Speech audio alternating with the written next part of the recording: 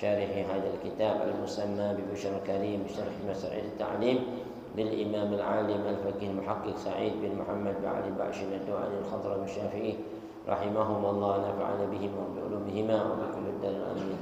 وخصوصا المرحوم الحاج محمد بن أحمد العطاس والحاج محمد بن القادر العطاس ويبشري ووسن والدينا سبوتنا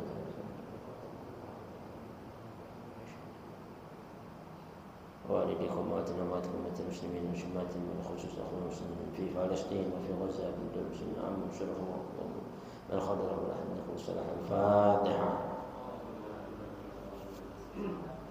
من العالمين الرحمن الرحيم كم بخير المستقيم. السلام عليكم ورحمة الله وبركاته. بسم الله الرحمن الرحيم. الحمد لله رب العالمين وبه نستعين على أمور الدنيا والدين والصلاة والسلام الأتمان الأكملان على سيدنا محمد سيد الأنبياء والمرسلين وعلى آله الطيبين الطاهرين وصحابته الميامين ومن تبعهم واهتدى بهديهم من يومنا هذا إلى يوم الدين. أما بعد، معاشر الحاضرين معاشر المسلمين رحمكم الله, segenap jamaah Majelis Ta'lim Darul Mustafa yang dimuliakan oleh Allah Subhanahu wa taala, baik yang hadir maupun yang gaib, kita selalu doakan semoga Allah panjangkan umurnya, sehatkan badannya, luaskan rezekinya, tetapkan iman Islamnya, dan Allah selalu ijabahi niat-niat hajatnya. Wabil khusus kita telah memasuki tahun yang baru dari 1446 Hijriah. Kali ini kita sudah masuk di tanggal 3 Muharram. Semoga Allah Subhanahu wa taala jadikan tahun yang baru kita akan lebih baik dari tahun-tahun sebelumnya, dan Allah selalu taburkan kepada kita taufik, hidayah, inayah serta keridhaannya, sehingga kita akan selalu semangat, gairah dalam menuntut ilmu, gairah dalam ibadah, gairah dalam meningkatkan ketakwaan dan keimanan kita kehadirat Allah Subhanahu wa taala. Dan mudah-mudahan Allah masih memberikan kita umur yang panjang, tubuh yang sehat, keluarga yang sakinah mawaddah rahmah, keturunan yang salihin salihat, abidin abidat, dan amal-amal ibadah yang diterima dan diridhai sampai Allah panjangkan umur kita dengan banyak amal dan tutup usia kita dengan husnul khatimah. Dan tahun-tahun yang kita lalui dari sebelum tahun ini, mudah-mudahan Allah ampuni dosa-dosa kita dan maafkan kesalahan kita, dan ijabah terima semua amal-amal persembahan ibadah kita. Amin ya rabbal.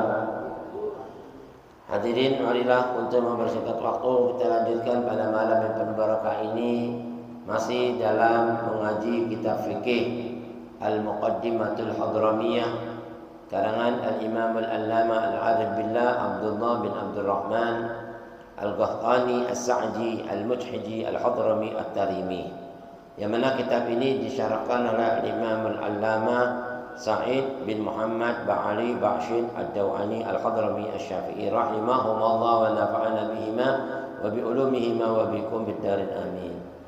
Nah hadirin, masih kita dalam fasal yang menerangkan fi mujibatil husni wa ma yahrumu biha. Faslun, fasal yang menerangkan mujibatil husni, perkara-perkara yang mewajibkan mandi. Wa ma yahrumu biha, dan segala macam yang haram sebab kita janabat atau kita lagi berhadas besar. Nah sini diterangkan mujibatul husni, hal-hal yang menyebabkan mandi. Pertama al-maut, yang kedua al-haid, yang ketiga an-nifas, keempat wiladah melahirkan, dan juga al-janabah berjanabat, artinya kita dalam keadaan junub. Nah, nanti kita diterangkan di sini kemarin sampai pada pembahasan tentang mujibatul husni. Pertama al-maut, ya, kalau ada kematian. Nah, ini kemarin sudah sedikit dikupas ya, tentang apa itu lughah dari bahasa huslun atau ghuslun atau ghuslun atau ghuslun. Digunakan dalam penggunaan kalimat ya. Kalau ghuslun itu untuk kita mencuci pakaian-pakaian, tapi kalau ghuslun untuk mandi ya, yang maknanya mandi untuk sekujur tubuh kita. Sayalanul ma' ala syai', ya, kalau dari segi bahasa itu mengucurkan air atas sesuatu. Tapi kalau dari segi mandi, dari segi syariat ghuslun sayalanhu ala jami'il badani biniyatin. Yani mengucurkan air ke seluruh tubuh. Ya, organ tubuh kita ini seluruh harus kena semua. Ini kalau mandi janabat dan dengan niat.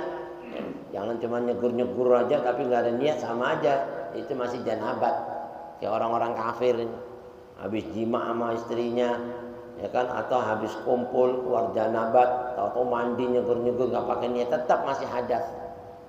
Walaupun mandi satu samudra habis, ya kan, tetap masih janabat karena nggak ada niat. Makanya ini biniyatin, ya, dengan niat. Walau mandubatan, walaupun salat mandi-mandi yang sifatnya sunnah, tetap juga dianjurkan berniat.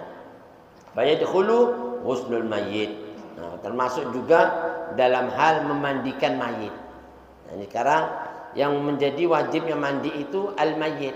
Ya kan, kalau mayitnya kan nggak mungkin niat udah mati, udah meninggal kan. Tapi yang memandikan, nah itu wajib berniat. Ya, saya niat memandikan si mayit, ya, dari hadas besar, hadas kecil, ya, ini semuanya al-wudu itu dengan niat juga. Walau hukman, ya, al-mayyit di sini nih walaupun dihukumi orang masih memperkirakan ini mayitnya Islam apa bukan. Ya kan, kalau orang kan kadang-kadang tahu ini jenazah ini tahu diketemukan di jalan. Tapi ada orang menghukumi Islam katanya sih. Ya sudah, wajib dimandiin. Walaupun kita nggak tahu secara pasti, tapi ada beberapa orang sudah menghukumi Muslim, ya kan? Orang lain kan jalannya siapa nih? Kayaknya sih ini orang yang dulu pernah nih ketemu saya di musola. Tapi sekali doang seumur hidup. Ya berarti Islam kali, udah dia mandiin, ya kan? Tapi kalau kita udah tahu begitu, jelas ini artinya hal-hal ini Muslim dari beberapa orang, wajib percaya. Gak perlu pakai tes DNA lagi. Ya kan sekarang kan ribet. Ini benar-benar apa enggak Islamnya, ini harus dites ini. Nggak ada gitu-gituan, cukup kepercayaan ya. Kalau orang bilang Muslim ya udah kita harus mandiin. Nggak usah pakai kita nanya-nanya, bener apa enggak nih Islamnya? Nggak usah, ya. Yang penting kita husnudzon. Jadi kita dapat pahala. Kalau enggak jadi dosa. Kalau tiba-tiba benar, ayo. Kecuali kalau orang Muslimnya ini meninggalnya dalam kondisi syahid, perang, membela agama Allah. Nah, itu tidak dimandiin, tidak disolatin, langsung dikafanin, dikubur. Mayitnya syahid, orang mati syahid ini luar biasa udah, ya kan? Fadakhala siktu, sekalipun juga asikit. Nah, ini ya. Termasuk apa? Katanya ulama unasulihun, janin yang keguguran. Ya. Janin yang keguguran ini, nah, itu nggak perlu nggak perlu lagi dimandiin, nggak usah disolatin udah. Ya kan? Cukup dia dikafanin, dikubur. Karena kalau janin yang sedikit itu yang keguguran itu biasanya keluarnya nggak pakai napas. Ya kan, kecuali kalau dia nafas ya, keluarnya ada mati lah, ada satu nafas doang keluar mati. Nah itu dimandiin, disolatin, karena dia sudah hidup di dunia, walaupun cuma satu nafas berarti hidup kan. Nah karena janin ini Muslim, semua Muslim itu yang janin dimandiin, disolatin, ya kan, apalagi dari bapaknya Muslim, udah yang tanggung jawab kan orang tuanya. Ya harus dimandiin dan disalatin. Kecuali kalau keluarnya tanpa napas, dia mati di dalam perut, udah mati. Dokter bilang, oh udah nggak ada napas, ini mati. Ya udah, nggak usah dimandiin, cukup dikafanin, dikubur. Amin. Nggak usah disalatin karena dia sudah mati di dalam rahim. Nah ini di sini dikatakan. Fadakhala siktu al-balighu arba'ata ashhur. Ya. Nah ini juga termasuk sigit, itu namanya janin-janin yang apalagi kalau sudah masuk 4 bulan itu sudah ditiup ruh, ya. Arba'ata ashhur itu sudah ditiup ruh. Jadi semua janin-janin pas 4 bulan itu dimasukkan ruh sama Allah. Nah, biasanya kalau ada ruh dia sudah ada alamat hidup, ya kan? Ada amaratul hayat, ya kan? Nah, kalau dia ini keluar mesti gerak-gerak tapi nggak ada napas, atau mati blok, berarti ada hidup, ya kan? Maka dia harus dimandiin. Wa illam tajhar fihi amaratul hayat. Wal haid, yang kedua orang yang wajib mandi siapa itu? Haid. Orang yang wanita haid. Artinya di sini dikatakan ma'al inqita. Artinya setelah dia putus dari haidnya. Ya kan ya? Kalau dia sudah bersih dari haid, wajib mandi. Nggak boleh habis mentang-mentang udah bersih dari haidnya nggak pakai mandi langsung jima, nggak boleh. Nggak boleh. Berarti masih kotor, masih berhadas. Ya. Paham? Sekalipun dia sudah suci bersih, nggak boleh pegang Quran. Ya kan karena masih hadas besar itu, belum mandi. Gitu. Sama kayak kita kan habis keluar sperma nggak mandi gimana? Walaupun udah bersih kan, siramin air segala macam, tapi nggak mandi, belum bersuci itu namanya. Hadas besar itu harus mandi. Kalau hadas kecil wudu. Ya. Jadi di sini wal haid, wan nifas dan nifas. Nifas itu artinya setelah melahirkan. Itu ada darah nifas sampai biasa paling lama 60 hari keluar darah nifas. Nah, ya kan? Paling cepatnya cuma sekejap, ya, tapi paling lama berapa? 60 hari darah nifas. Nah, makanya di sini dikatakan kalau dia sudah suci dari darah nifas, ijma'an, ya ini secara ijma', ya, kesepakatan para alim ulama itu ma'al inqita, harus setelah sucinya, putusnya dari darah nifas atau darah haid, maka wajib mandi. Apalagi wa iradati nahwis shalah, dia pengen sholat, dia nggak boleh langsung sholat, mentang-mentang udah suci dari nifas langsung sholat, nggak boleh. Dia mandi dulu, ya kan? Harus mandi dulu, lalu dia wudhu dan sholat. Dan mandinya sudah jelas pakai niat, sebagaimana tadi kan sudah dijelasin niat mandi dari hadas besar, dari apa? Dari hadas nifas atau hadas haid. Nah itu disebutin, ya kan? Maka dia akan suci dari hadasnya. Habis itu bersuci dari hadas kecil, berwudu untuk sholat, ya kan? Kalau dia cuma wudu doang, dia suci dari hadas kecil, belum suci dari hadas besar, gitu. Sama seperti dia cuma mandi doang, berarti suci dari hadas besar, belum suci dari hadas kecil. Nggak boleh mandi aja deh, nanti nggak usah wudu, nggak bisa. Paham ya?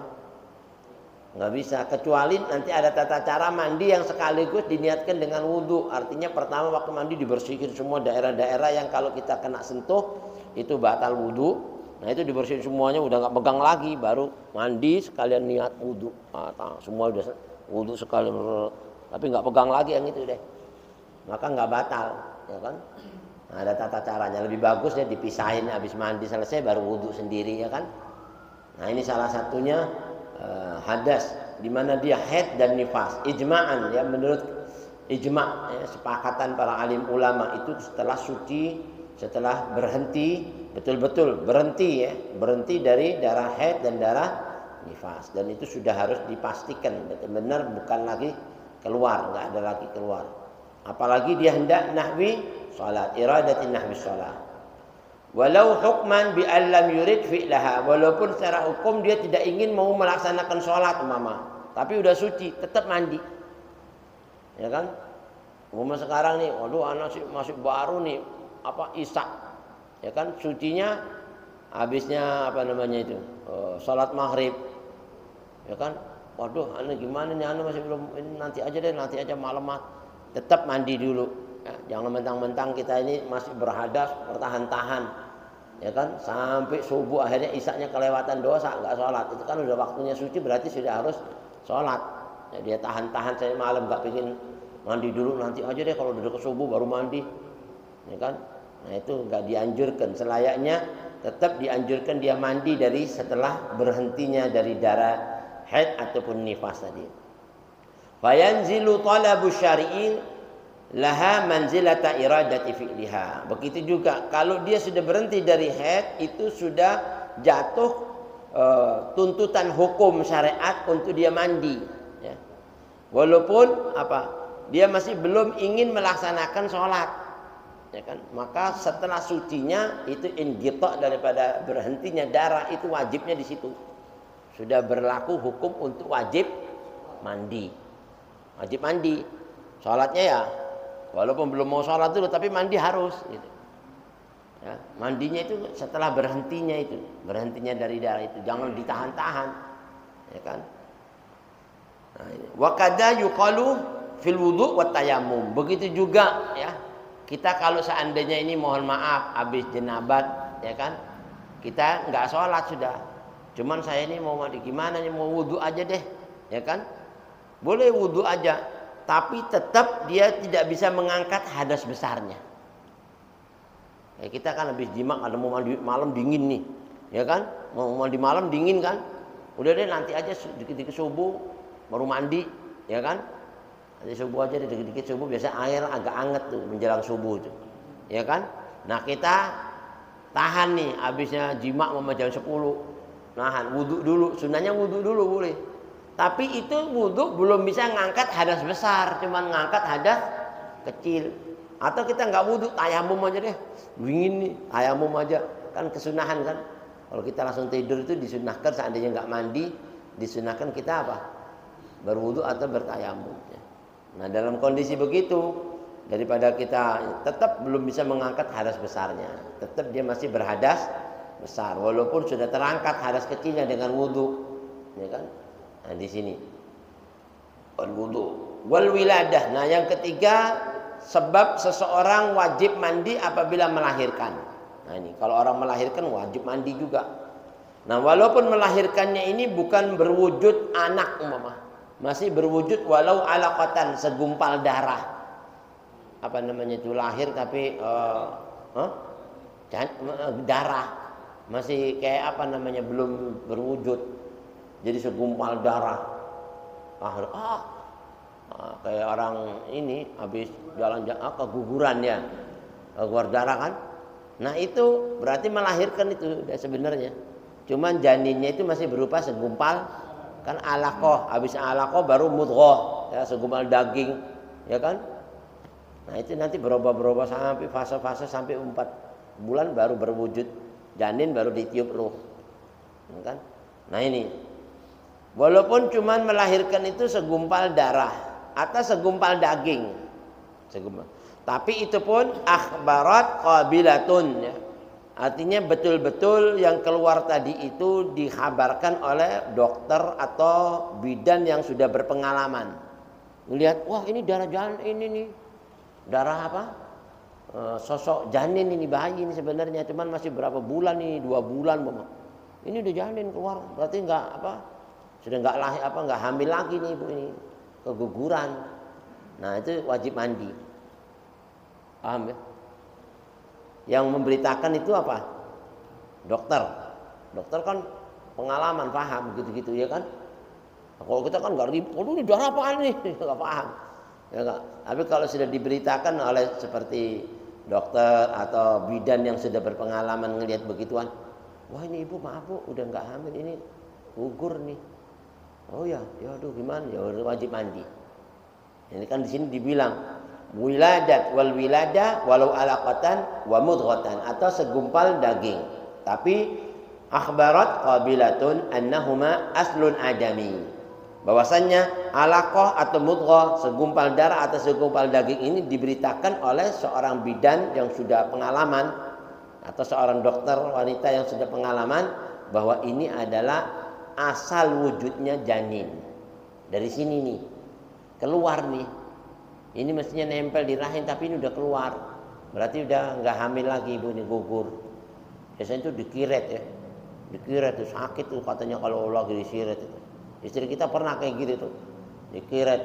Jadi lebih sakit dibanding melahirkan itu. Ya kan disedot keluarin darah-darahnya semua. Alhamdulillah, insyaallah selamat semua. Nah ini adami, aslun adami.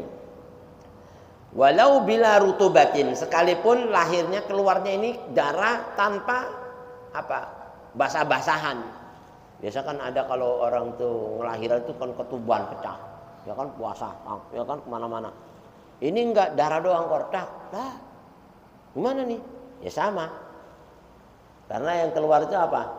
Melahirkan, maknanya itu melahirkan. Walau bila rutubah, qala tuhfah.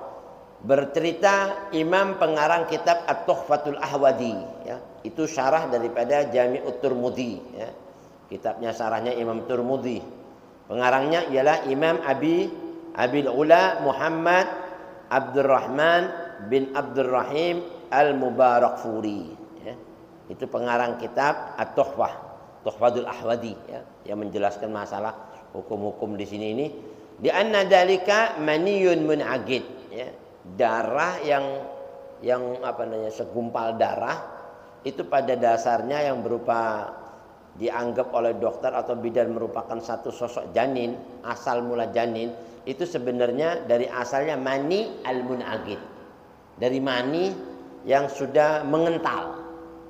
Mani itu nanti pertama kan masuk mani, ya kan? Bertemu dengan sel telur, beradu situ, nanti kumpul, nempel di rahim, lama kena ya, berwujud jadi darah yang mengental. Itu asalnya itu mani yang munagid. Nah, itu aslun adami, asal bentuk sosok manusia dari situ. Allah ciptakan manusia itu dari asalnya sperma kan, nanti menggumpal menjadi segumpal darah, segumpal daging. Dibungkus lagi dengan tulang sampai jadi manusia. Ada di Al-Quran itu, ya kan? Nah ini makanya karena dia itu sudah merupakan maniyun munagid, maka dia keluar mani kan berarti kan? Keluar mani wajib mandi kayak gitu. Ini kalau menurut Imam pengarang kitab At-Tuhfatul Aswadi ya, Tuhfatul Ahwadi.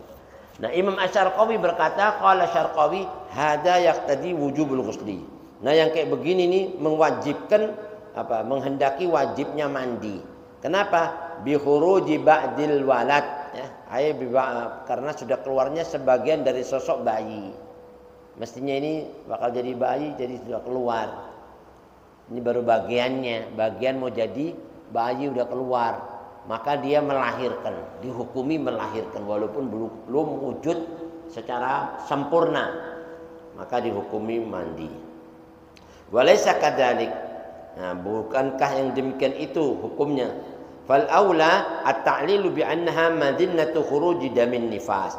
Tapi yang lebih utama kalau mau dihukumi ini katanya ulama bahwasanya at-ta'lil ya, kalau mau dibilang penalarannya dinalar secara detail lagi yang lebih tepat bahwa itu dugaan akan munculnya darah ya. Dugaan akan munculnya darah dari darah-darah nifas. Makanya tadi itu keluar duluan deh maninya. Makanya dia melahirkan. Nah setelah itu keluar darah nifas maka menghukumkan wajibnya mandi. Tsumma nazalat madinnatu manzilatal yaqin. Pertama diduga ini kayaknya akan muncul darah nifas. Diduga begitu. Nah setelah kelihatan bahwa ini adalah wujud daripada sosok janin.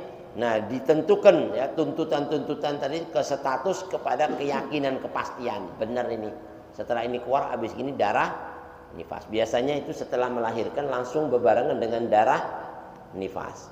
Nah kalau sudah lahir keluar darah nifas ya sudah jelas berarti dia apa madinnatul yakin ya dugaan kepada status keyakinan maka dihukumi mandi. Tsumma intaqala ila ja'lil wilada. Nah setelah itu berpindah kepada menjadikan status persalinan. Paham ya? Jadi kayak gini-gini nih, adanya haid, nifas, terus melahirkan, walaupun melahirkan cuma segumpal daging atau segumpal darah. Mujibatan lil ghusli, maka itu mewajibkan atasnya wajibnya mandi. Wa illam yakhruj damun nifas, sekalipun nih enggak keluar darah nifas. Habisnya itu terus keluar cuma darah bebarengan. Nah biasanya itu bebarengan ada darah nifas itu kan cuma sekejap, ya kan? Mungkin bebarengannya pas darah yang keluar tadi itu bebarengan tas. Ini darah kelahiran sama darah nifas. Terus abis itu nggak keluar lagi darah nifas, tetap mandi. Ya kan? Nah, ini. Wafil asal dan dalam kitab asli al-asli itu kitab karangan Imam Ibnul Hasan Asy-Syaibani. Ibn Hasan Asy-Syaibani kitabnya al-aslu. Nah, itu asal usul ya diceritakan semua asal usul kejadian manusia, asal usul darah nifas, darah itu ada diceritain semuanya. Nah, di sini dibilang huna ma yanbaghi murajaatuhu. Nah, seperti yang kayak gini-gini ini seandainya kita ini meragukan bagaimana, maka ini perlu adanya kajian khusus ya. Buat orang-orang yang mesti memastikan ini darah haid apa darah biasa apa darah apa, itu perlunya murajaah. Murajaah itu kepada bidan-bidan yang ngerti. Ya kan seperti dokter-dokter wah ini lahiran ini biasa dia tahu dia ya, kalau nanti lagu bawa coba pak tadi ini keluar darah coba dilihat wah ini bener-bener deh apa darah nifas atau dalam melahirkan dia tahu ya. Nah, ini perlu adanya yang bagi murajaatuhu, pengkajian ya, selayaknya adanya kajian ulang supaya lebih jelas lagi bahwa ini darah apa. Lalu yang keempat, wajibnya mandi bagi seseorang yang janabat. Janabat itu junub. Junub itu biasanya keluar sperma. Ya kan junub ya. Atau ijma'an, secara ijma' ulama mengatakan janabat itu wajib mandi, semua ulama ya, secara ijma'. Kalau ulama secara keseluruhan berarti nggak ada yang protes tuh, ya kan? Kan ada yang bilang ini wajib apa enggak, ada yang bilang wajib, ada yang enggak ya. Tapi kalau janabat ijma'an semua mengatakan adalah wajib mandi. Janabat itu dari segi lughah, janabah itu kalau dari segi bahasa artinya al-bu'du, jauh, jauh ya. Kenapa? Orang itu kalau lagi kotor jauh dari Allah gitu, ya kan? Kalau bersih dekat dari Allah, ya kan? Allah itu bersih, suci, gitu. Nggak mau yang kotor-kotor. Wa syar'an, dan dari segi syariat janabah itu artinya tutlaqu ala amrin i'tibari yaqumu bi jami'il badan. Janabat itu adalah suatu perkara yang bersifat mutlak, yang dimutlakkan ya, yang menguasai atau yang berpengaruh kepada seluruh badan. Itu kalau diartikan secara syariat. Artinya kalau orang janabat itu sudah seluruh badannya itu dibilang junub gitu. Makanya mandinya harus seluruh badan gitu. Ya, kalau dari segi bahasa syariat, orang dibilang janabat itu perkara yaqumu bi jami'il badan, yang menguasai ke seluruh badannya. Jadi seluruh tubuhnya ini sudah janabat. Maka nggak boleh dia pegang Quran, nggak boleh dia ini ngaji, masuk masjid, ya kan, dalam kondisi janabat, kecuali li udrin ya, udur yang syar'i. Nah, ini wa 'alal man'i, dan larangan atasnya min nahwi shalah, khususnya melakukan sholat itu dilarang orang lagi janabat. Paham ya? Orang janabat ini tidak boleh sholat. Nah, kecuali kalau ente sekarang untuk mengambil, mohon maaf, mau mandi nggak ada air, paham? Nggak ada air, bagaimana? Sedangkan sholat sudah harus ditunaikan. Bagaimana caranya? Nah itu tayamum, ya kan? Tayamum untuk sekedar ente melaksanakan sholat di waktunya. Dan nanti begitu ketemu air, ente mengulang, ente mandi dulu, baru ente mengulang sholat yang tadi. Karena sholat ini tidak bisa ditinggalkan dalam kondisi hal ikhwal apapun. Ya kan? Kayak orang lagi sakit parah nih di rumah sakit, gimana coba? Terus dia jenabat, masa mau dimandiin, gimana, kan ribet. Ya kan? Ini nggak bisa kena air mendidih. Terus dia mandiin sih, bisa mati akhirnya. Tayamum, ditayamumin, ya kan? Diniatin untuk sekedar dia bisa melaksanakan sholatnya. Kondisi seadanya udah sholat model begitu udah. Nah, dan nanti kalau dia sembuh, nah dia bisa i'adah namanya, mengulang untuk sholatnya, untuk dia mandi yang sempurna, sholat yang sempurna. Seandainya dia meninggal sebelum dia mengulang, maka dia sudah gugur dari sholat, gitu hukumnya. Dia sudah nggak punya utang sholat. Tapi kalau dia nggak sholat, maka itu jadi hutang tuh, punya siksa di akhirat, naudzubillah, meninggalkan sholat. Makanya sholat ini tidak bisa ditinggalkan dalam kondisi kecuali hilang ingatan udah. Ya, orang gila, ya kan? Orang gila kan, sholatnya kemarin tuh di jalanan tuh, sholat 1 rakaat, assalamualaikum, kabur, subhanallah. Ya sudah biarin deh, ya kan? Namanya orang gila, ya. Dan dia nggak ada hukum, orang gila anak kecil nggak ada hukum. Atau hilang ingatan, koma, nggak ingat. Berapa hari? 3 bulan, Beb. Ya sudah, 3 bulan itu nggak wajib sholat. Begitu sadar, nah waktu sadarnya itu sholat. Paham ya? Kalau dikodok boleh nggak? Ya kalau inti mau kodok itu dapat pahala sunnah aja, tapi nggak ada kewajiban. Paham ya? Namanya hilang ingatan gimana? Nah ini di sini dikatakan wa ala sabab wa huwa khurujul mani. Nah sababnya biasanya orang junub itu karena keluar sperma, keluar mani. Kalau udah keluar mani maka wajib mandi. Atau sababnya juga bisa jadi audukhulul hasyafah farjan, jima sama istrinya. Dia memasukkan ujung dakarnya ke vagina istrinya umpama. Nah itu walaupun belum keluar atau sabab keluarnya sperma itu dari situ bisa jadi. ya kan? Maka wajib mandi. Atau pokoknya keluar mani tanpa jima, mama wajib. Mimpi, mama, ya kan bisa kan? Mimpi tiba-tiba keluar sperma, wajib mandi. Kayak kemarin yang diceritakan itu. Kama asyara ila dzalika biqaulihi bi khurujil mani. Sebagaimana yang sudah diisyaratkan yang demikian ini dengan kalimat setelahnya ini ya, janabat, dan yang kedua wa bi khurujil mani. Dengan keluarnya sperma wajib mandi. Maniyun ya, kalau mani itu boleh dibaca tasdid ya-nya, mani ya, bi khurujil mani. Ya kan boleh. Atau ditakhfif, enggak pakai ditasdid, mani gitu aja. Boleh dua-duanya. Ila zahiril hasyafah, ya kan? Nah ini wa farjil bikri. Biasanya itu ujungnya dakar ketemu sama ujungnya vagina ketemu tek. Itu sudah wajib mandi juga. Iltiqaul khitanain, ulah bila khitanain, dua khitanan ketemu. Ya kan? Lain jenis. Itu walaupun enggak keluar mani, wajib mandi juga. Paham? Masuk dakar sama sperma, ya Pak, dakar sama vagina masuk udah. Enggak pakai keluar mama, sama. Dua-duanya mandi. Nah ini hukum-hukum. Wa ila ma yadharu inda julus at-tayyib ala qadamaiha. Nah kalau perawan itu biasanya enggak keluar. Mohon maaf ujungnya vaginanya. Lalu janda udah keluar, ya kan?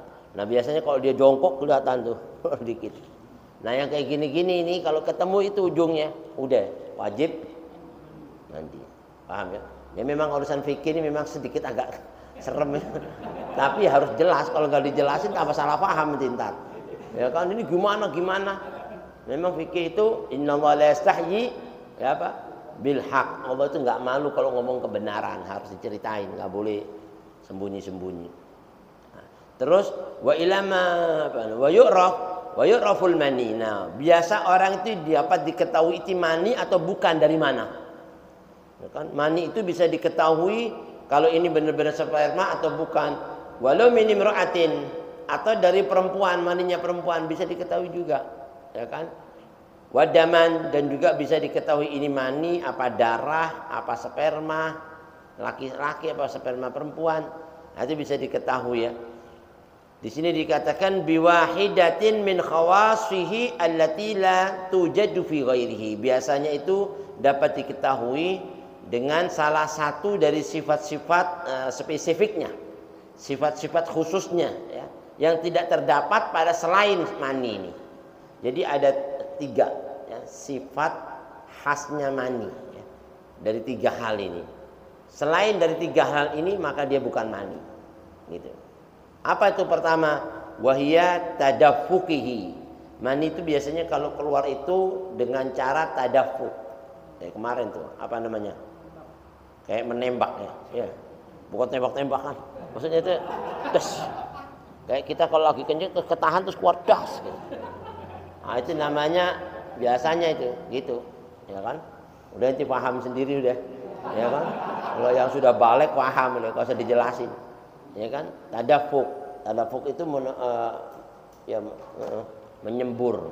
Nah, sifatnya itu kayak des. Nah, itu namanya. Nah, yang kedua taladdutihi. Taladdut itu dirasain nikmat. Keluarnya itu merasakan lezat. Waktu keluar enak banget nih. Rasanya nikmat banget. Ya kan? Tapi memang perjuangan juga. Ya kan? Bi khurujihi, keluarnya itu lezat, itu kedua mani, ya kan? Nah yang ketiga aurihi ajinin, atau ada terasa bau seperti adonan roti. Ini baunya nggak tadafuk, nggak lezat, tapi ada bau seperti itu mani. Bau seperti adonannya roti atau adonannya bur itu bandum yang diadon kalau mau dibikin kue itu. Yang sebelum jadi donat kan jadi kuning diadon nih. Nah itu nanti bau gini kayak bau mani juga. Biasanya kayak bau baiklin nih. Mirip ya baiklin. Nah ini. Rih ajin. Au tal'i nakhlin, atau kalau di Hadramut di kota Arab itu mirip bau apa namanya itu? Mayang daun kurma. mayang, ya, daun mayang kurma itu mirip baunya mani, mirip. Ya. Nah itu adik kita pernah dihadirnya kayak gitu, mirip persis dia rasain. Ya. Hala kaunihi rotban, kalau kondisi adonan roti dalam kondisi basah, ada roti dalam kondisi basah dipegang baunya mirip kayak gitu. Ya kan? Ini ada beberapa khawasihi, artinya spesifiknya, khususiyahnya yang dibilang dikenal yang namanya mani itu, sperma itu. Nah, ini. Halakonihi rotban, aurihi bayani baidin, atau seperti bau putih telur, ya, telur ayam, halakonihi jafan, yang dalam kondisi kering. Ya, putih telur ayam, putih telur ayam itu kalau lagi kering itu kayak bau mani. Ya. Nah ini ada khas-khasnya gitu, bisa dikenal kalau ini mani, ya kan? Wa in kharaja ba'dal ghusli, ya kan? Nah di sini dikatakan walaupun nih kita sudah mandi nih, udah mandi habis danas besar, tahu-tahu keluar lagi, mandi lagi, baru mandi keluar lagi nih, ya sudahlah, jangan marah lah, ya kan? Mandi lagi. Itu Imam Syekh Abdul Qadir Jailani, bayangin diuji wali-wali ini memang berat ujiannya. Pernah semalam itu mimpi hadas besar 17 kali. Mimpi nih malam loh. Dan Syekh Abdul Jailani itu nggak bisa kalau habis hadas besar masih nahan-nahan, nggak mau dia. Karena begitu dia hadas saat itu dia wajib mandi. Mandi dia. Dan mau tahu sendiri mandi di Hadramaut, mandi di daerah-daerah Arab kalau malam dinginnya luar biasa. Kalau musim dingin 17 kali hadas, 17 kali mandi dia. Udah mandi, keluar lagi tidur, mimpi lagi, keluar lagi, mandi lagi. Subhanallah, hebat ya. Kalau kita kan, ya Allah, ini sudah dahsyat itu, ya kan? Mimpi, ujiannya wali-wali itu berat memang, para aulia-aulia itu ujiannya. Wa in kharaja ba'dal ghusli, fa in faqadat. Nah kalau seandainya enggak terdapat tanda-tanda ini khas, di mana ini ciri-ciri khasnya mani, hadil khawas, ini kekhususan, fala yajibul ghuslu, maka enggak wajib mandi. Ini keluar nih, kayaknya apa nih? Aduh, ini enggak jelas nih, ini mandi, enggak lezat, enggak tadafuk, enggak ada bau adonan. Ini bau apa nih? Enggak tahu nih. Ya sudah, enggak usah mandi lah nanti. Udah enggak jelas ya kan? Nah ini. Bi khilafi faqdi syikhan wal bayadi fi maniyir rajuli awir riqati was sufrati fi maniyil mar'ah.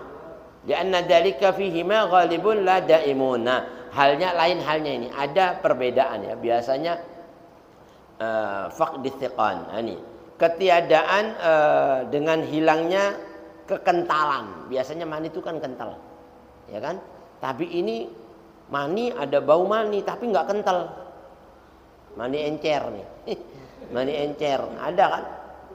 Nah ini tetap mani karena bau ada, ya kan? Bagaimana ini? Biasanya mani kental, kok ini encer? Nah itu yang biasa begitu-begitu.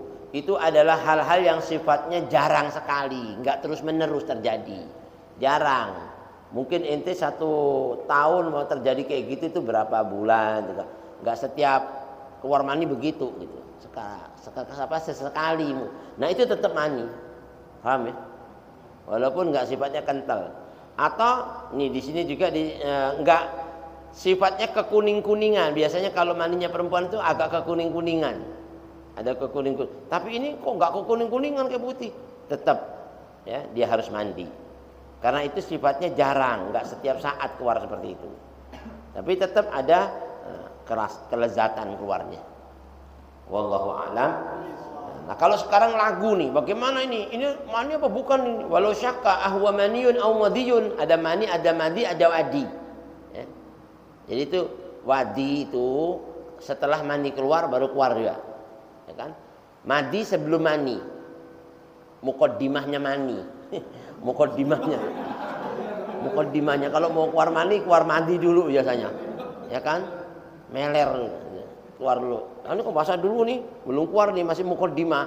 Nah, itu namanya najis. Najis itu. Dan itu enggak wajib mandi. Mandi namanya. Jadi ente kalau belum udah mau jima tapi keluar duluan ini. Nah, itu namanya mandi, belum mandi itu. Karena keluarnya enggak lezat biasa. Ya kan?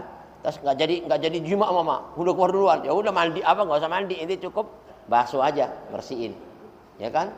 Nah setelahnya mani itu wajib mandi setelah mani, tapi habisnya itu wadi keluar juga netes, itu biasanya habis kerja keras. Biasa kan kalau kita habis jima kan ngos-ngosan, ya kan, ngos-ngosan, habis kerja keras nih, nah keluar dia, atau nanti habis kerja di sawah ngangkat-ngangkat, capian, itu keluar tuh. Nah itu nggak wajib mandi, cukup apa dibasuh. Nah kalau ente beda sekarang ini mau menilai ini mani apa wadi apa madi, bingung nih, bagaimana menghukuminya? Takhayyar, maka ente dikasih pilihan sama Allah untuk menilai ini tadi nih, yang apa spesifiknya mani itu.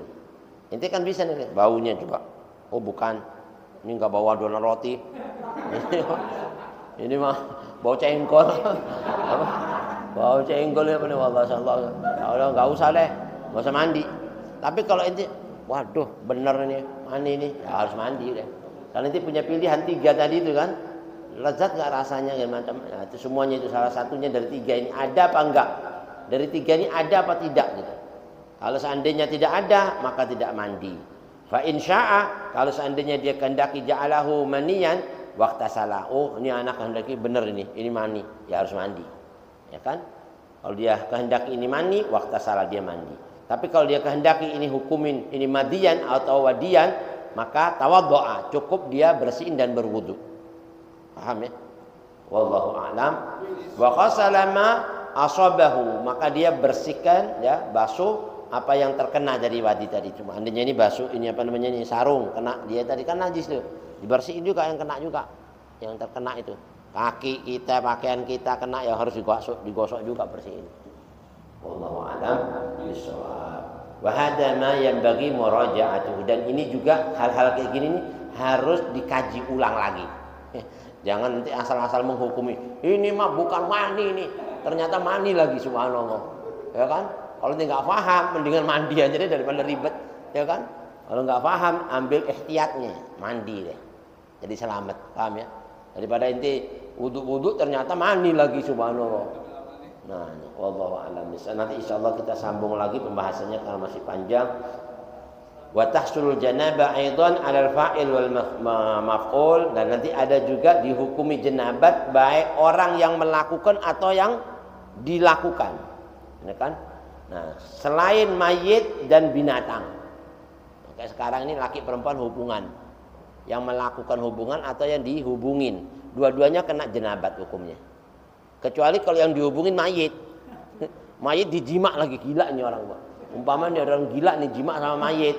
Yang keluar, yang masuk hubungannya itu yang mandi. Yang mayit udah nggak usah mandi, nggak usah dimandiin lagi. Yang mayit selesai hukumnya. Atau binatang disetubuhin. Ada kan orang kawin sama binatang, orang gila, ya kan? Ya kan? Nah, yang kayak gini binatangnya nggak usah mandi. Wah, hadas besar loh. Binatang dibilang hadas besar, ya kamu yang, ya kan? Binatang nggak ada hukum. Wallahu a'lam. Insyaallah nanti kita terangin di waktu yang akan datang. Mudah-mudahan sedikit ini bermanfaat ya. Ala hadhihi wa likulli salihah wa ila khairin nabi al-fatihah.